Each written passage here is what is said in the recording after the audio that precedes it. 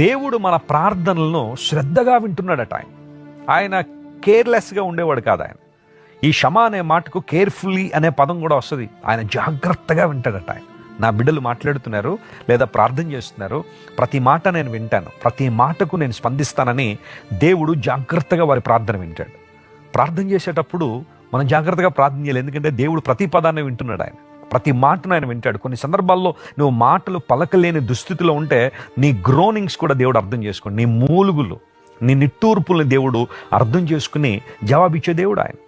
Hannah ప్రార్థన విన్నాడు దేవుడు. షిలోహులోనికి వచ్చి తన హృదయాన్ని కృమ్మరించేసుకున్నాడు దేవుని సన్నిధిలో. ఈ రోజుల్లో చాలామంది క్రైస్తవులు అని పిలువబడుతున్న వారు కూడా క్యాజువల్గా ప్రార్థన చేసేవాళ్ళు ఉన్నారు, అలవాటుగా ప్రార్థన చేసేవాళ్ళు. కానీ హృదయాన్ని కృమ్మరించి తీవ్రతతో ప్రార్థన చేసేవాళ్ళు కనుమరుగవుతున్న రోజుల్లో మనం ఉన్నాం.